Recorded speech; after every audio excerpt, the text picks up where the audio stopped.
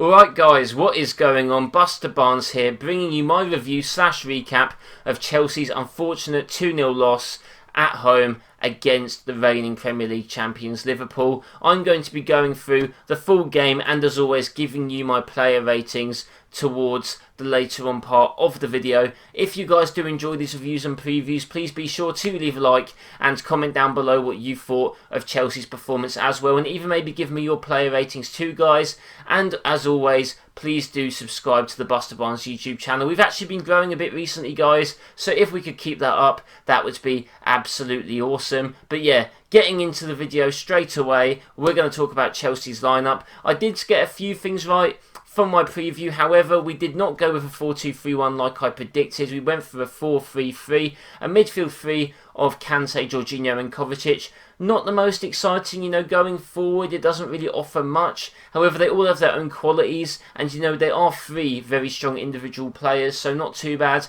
I did think we might see Azpilicueta instead of Alonso, but unfortunately that was not the case. But to be fair to Alonso, he didn't have an awful game. We did see Mount, Havertz and Werner up the top like I predicted. However, I did think we'd see Mount in the middle, Havertz on the right and Werner on the left with Abraham up front. Instead we saw Werner on the left, Mount on the right and Havertz in that sort of 9/false 9 role. In the first half we actually didn't look too bad against Liverpool. They were having a bit more chances, they did dominate the play a bit. However, we did look dangerous going forward, Werner especially making some powerful runs and some good dribbles through Liverpool's team. I do think Werner had the most dribbles by the end of the game. He was looking very promising. Unfortunately, it was just that final third / Liverpool's box where we just sort of crumbled. And I do think that Werner, once he does get a goal, we'll see a lot more from him. And to be fair, he has been looking very promising. So I wouldn't put too much against him for not scoring in his first two games. He did also win another penalty, which I'll get onto a bit later. Yeah, it was just looking good. Our defence was actually looking fairly solid and fairly comfortable, which I did not expect. I don't trust Christensen consistently. Alonso obviously speaks for himself, however. None of them looked too bad for the majority of the first half. Kepa did look a little bit shaky. He did come out to a ball which he didn't get to and, did almost cost us a goal. And he did also flail a pretty pathetic arm to, punch the ball away when he could have maybe just caught it. But, I mean, that's all we expect from Kepa nowadays, guys. So is anyone really too shocked? But unfortunately, Liverpool do get a ball through to Mane later on in the half. And, Christensen comes back, bundles down Mane, and he's the last man, and he does get sent off. Actually, he did get a yellow card, but VAR, called the ref, or, buzzed the ref, and the ref went off to the screen, re-looked at the foul and decided it was a red. Fair enough, it probably was a red. If anything, it's actually fairly promising that the ref did go off and look at the screen, as we do need to be seeing that more with these VAR situations. It was just silly by Christensen. I mean, to be fair, you could argue that Kepa wasn't great either, as he did come out and, force Christensen to maybe, have to make a decision. But it did also look like Kepa might get to the ball, so I've said my piece on Christensen, and it was just silly and done by him. And, he's going to be banned now with that straight red. And I'm not too sure how much we're going to be seeing him off the team from now on, now that Thiago Silva is getting fit and Tomori came on later and had a pretty good performance as well. But, yeah, guys, we went into half-time 0-0, which wasn't too bad. However, we were down to 10 men. Tomori did come on for Havertz, who again showed, bits of quality, maybe a bit more than he did against Brighton. But, it was a bit weird. It was a bit of a weird performance from Havertz, but we'll get onto that in the player ratings. Second half, it wasn't too long before Liverpool did score. Just some great play down Chelsea's left-hand side from Salah, Firmino and Mane. Firmino with the cross, Mane losing Reece James and heading it into the back of the net. Decent goal. Again, we were down to 10 men. Liverpool do just have that quality, and it was a first goal of the season for Sadio Mane. We did still have our chances in the second half though. We did look to counter. Werner again had some good runs, but just couldn't, we couldn't find that, final bit of quality in Liverpool's box. When Abraham came on later, he did actually have a decent chance and forced a save. But really the main moment for us was when Werner actually won a penalty in the Liverpool area, which Jorginho took, and Jorginho missed his first penalty miss for us, at least, during like the actual 90 minutes of the game. I think in the shootout he missed once as well. But yeah, not a great time for him to miss his penalty, to be honest. But it was always going to happen. He was always going to miss eventually. And with his penalty style, when he does miss, it does not look great. But, you know, we were always going to be on the back end of the game anyway. It would have been nice to see what would have happened if we did, you know, go to that 2-1 point in the game. But unfortunately, it didn't happen. We still showed energy, though. We still showed fight. And like I said, some players didn't do that well. But a lot of our players actually performed fairly decently. And that's why I think there's some positives to take out of the game. I don't think we should be too hurt by this. And, you know, the final whistle did eventually go. And Chelsea did lose 2-0. With the team sheet, I did, you know, think that maybe other players could have played. However, you know, considering that we haven't really had a pre-season, considering that a lot of players didn't even go out on international duty and get minutes there, I do think because it's such a big game against Liverpool, Lampard decided that he didn't want to make too many changes from the team that faced Brighton. As you know, it's a bit risky to, you know, play players that might not be fully fit against the champions of the, you know, Premier League. So only the one change that we saw, which was Kovacic for Loftus-Cheek. Hopefully Loftus-Cheek isn't injured or anything because he wasn't in the full squad. I'm sure we'll hopefully see him against Barnsley. And I mean, Barnsley starting 11 could be quite interesting, guys, but I don't want to get into that now. I'll be releasing a preview for that Carabao Cup game later in the future. But it is now time for me to get into my player ratings, and we'll start, obviously, with the goalkeeper, Kepa Arrizabalaga. You know, with Kepa, I do have to say that he has been showing a bit more effort these first 2 games, and, you know, you have to give it to him. However, still just mistakes, poor decision making. I didn't even really mention Liverpool's second goal because what even really needed to be mentioned about it, guys? Kepa passes the ball to Jorginho, or attempts to. It gets intercepted by Mane, and Mane just dinks it in the back of the net for his second goal of the game. That was really a poor point of the match, but like I said before as well, Kepa running out, not getting to the ball, maybe playing a part in that Christensen red card as well. You know, not looking convincing, punching the ball out. Kepa did not just have a good game, guys. It was just not great. And Edouard Mendy, like I've said before, cannot come sooner. I do think it is confirmed now that he's a Chelsea player. Just Chelsea haven't said anything yet. So hopefully by our game against West Brom, or maybe the game after, we will be seeing a new man between the sticks. Like I said, you know, Kepa's trying, and I don't want to be too harsh, but it just, you know, the mistakes, they just keep coming. And I'm going to give Kepa a 4 out of 10. Obviously, guys, I've said before that 6 is sort of the base number. It's sort of the number where you've been, you know, okay. Kepa is going to get a 4 for me. It was not a great performance from him, to say the least. Going on to the fullbacks, Reece James and Alonso. Both were solid. Both, you know, did have a few blunders. Reece James obviously lost Mane for the header, but the cross did also come from the left side where Alonso was. I do think that, you know, both guys did, you know, put in effort in defending, and I do think that overall as a team we did defend quite well. And really, if Christensen hadn't have been sent off and we had 11 men, the game could have gone anyway. So I will give the 2 fullbacks both a very average base 6 out of 10 from both of them. Please let me know what you guys thought of their performances as well, if you agree or disagree with my ratings. Going on to the 2 centre-backs, and they probably were on track to both get a 6 out of 10, you know, because they were both solid. No necessarily key moments. There was a few blocks, Zuma winning aerials, you know, Christensen coming back and, you know, intercepting the ball. However, you know, I will give Zuma a 6 out of 10 because, you know, like I said, it was still a good performance and the goals weren't really from him. But Christensen getting the red cards, putting the team on the back foot against the champions right before half-time as well. Just an awful time to, you know, for that to happen.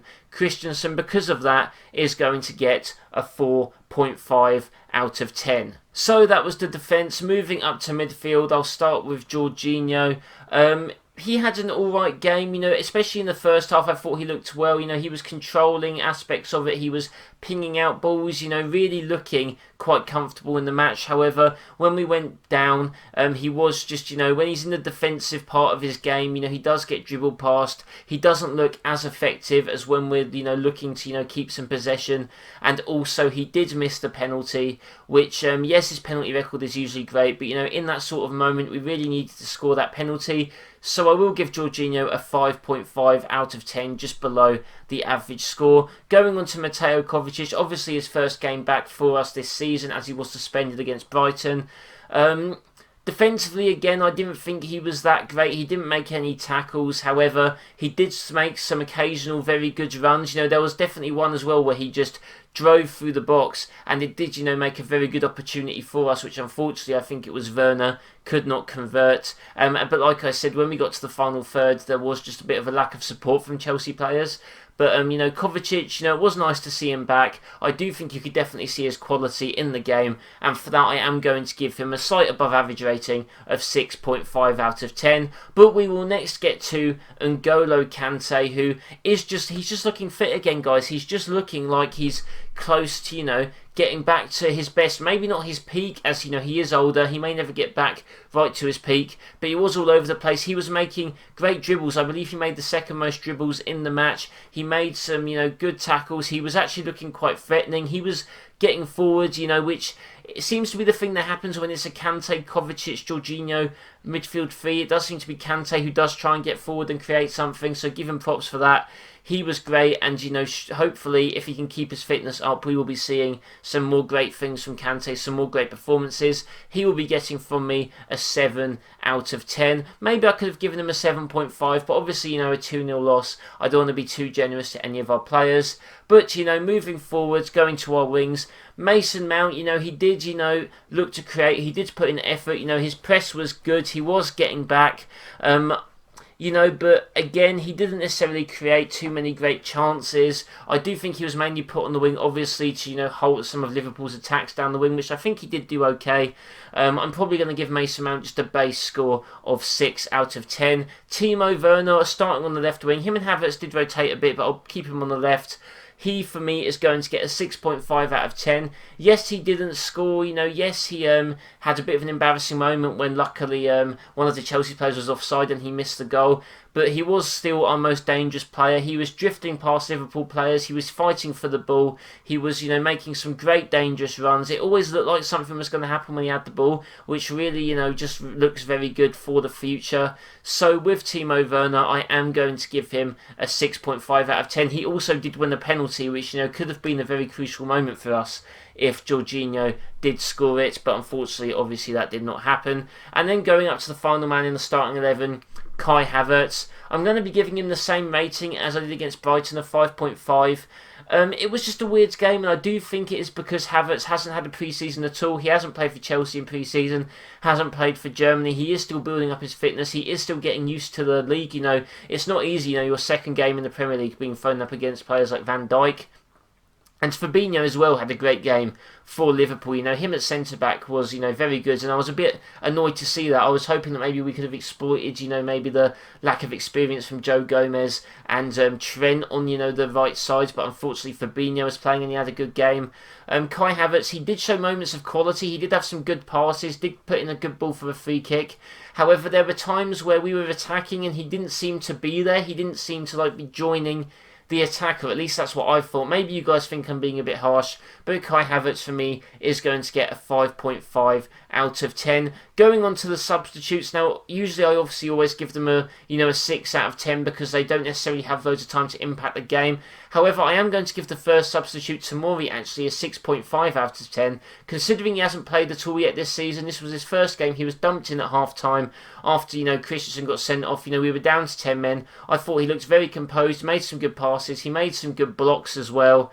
I just think it was a very nice performance from Tomori, and if anything, our defensive backline actually looked a bit better with him in. So Tomori for me is actually going to get a 6.5 out of 10. Maybe it's a bit generous, but like I said, his age and just getting thrown in at that point, I do think it was very comfortable and, promising, show from him, and hopefully we'll be seeing him play more. I do think he should be Chelsea's first choice behind Thiago Silva and Kurt Zouma, and I think that performance just shows why, considering his age as well. Tammy Abraham and Ross Barkley now, I've given them both a 6 out of 10. If I gave, if I didn't just give 0.0s and 0.5s, I would probably give Tammy like a 6.2 or 6.3 because he did have a good shot. He did look bright when he did come on. However, there wasn't like loads to speak about, so I am just going to stick him at a 6. Barkley, I didn't really notice him, to be honest, but it was late in the game, so a 6 it is going to be for him. So yeah guys, those were my ratings of each player. Please be sure to leave yours down below too, as I would love to see where you guys agreed or disagreed with me. But like I said, some Chelsea players had good performances. There was a few, you know, key individuals like Kepa and Christensen who did let the team down a bit. But overall, I do think it was a good performance, a good average sort of performance from Chelsea. And had that mistake not happened, maybe we'd even be looking at a 0-0, or you know, or getting a point, or maybe even stealing a win with like that penalty. So, you know, I do think that there are positives to take out of this game. Okay, so like I did in my last video guys, if you are new, what I will be doing now is there will be 3 sets of points given out. I will be giving one player 3 points, one player 2 points, and one player 1 point. And what this all adds up to guys is at the end of the season, the player with the most points is going to be the player that I think should be winning the player of the season. It's almost like we're, you know, analysing the team as a whole throughout the season and coming to our own conclusion as who should get player of the season. I believe in the last game we saw Timo Werner get 1 point, we saw Zuma get 2, and we saw Reece James get 3 points. One of them will be getting some points again, but we'll start with the player that gets 1 point, and that is actually going to be Fikayo Tomori, who, like I said, he did come on, you know, was dumped into the game, had a solid performance. I do think looks very impressive, you know, at the back. Obviously, we did concede the 2 goals, but one of them was just from a Kepa blunder. The other one wasn't really down to him. It was more just attacking, you know, Alonso. So I do think, you know, it was a very calm, comfortable performance from Tomori, and considering he had no minutes prior this season and was pretty much out for the whole restart period, he really slotted in very well. So I'm going to give the young centre-back 1 point. Going to 2 points now. To be fair, the points were a bit hard because I was thinking, should I give a point to someone like Kovacic, who did, you know, look, you know, bright at some points of the game. However, I don't think he necessarily did enough for me defensively, nor did he, you know, have any pure standout moments for me to give him some points. However, I will be giving Timo Werner 2. Now, the thing is maybe he doesn't necessarily deserve 2 points, but I think out of all the players, he really did stand out as, you know, our second best player in the team. He was just our constant danger threat, making great runs. You know, he didn't get too many shots off, but he did win a penalty. He was looking very dangerous, and I do think that the fact that other players around him weren't necessarily joining him in the attack a lot, he was by himself a little bit and was isolated. I didn't think helped him that much at all, but he is showing great promise for us guys, so I am going to be giving him 2 points, which brings his total, I believe, to 3 points, and I will be giving the full 3 points of this game to none other than Golo Kante. Was just all over the place today, was making some good dribbles, was making some good runs, was, you know, providing at least some attacking threat compared to his other 2 midfielders next to him. I think, you know, he's looking like he's getting back to the Kante that we know and love from a few seasons ago, and it was just another good performance from him. He always seems to perform quite well against Liverpool, I've noticed, and, you know, this was no different in today's performance. So yeah, Kante will be getting all 3 points, and I'll put on the screen, you know, the tallies of the points so far. Obviously, it's only been 2 games though, guys, so all could change. Leave down below in the comments who your top 3 players were as well. I would love to see. Okay guys, so that was it, my review / recap of Chelsea's 2-0 defeat to Liverpool. If you did enjoy, please be sure to leave a like and subscribe for more Chelsea FC content on this channel, as well as Fantasy Premier League, as well as general football videos, and some FIFA 21 content coming out soon. I believe the game's out in about 2 weeks, so should be fun to get into that as well. I'll have a bit more leading up to that in a future video too. But yeah, hope you guys did enjoy this review. Please be sure to stay tuned for my preview of the Barnsley Carabao Cup match as well, and I will see you guys next time.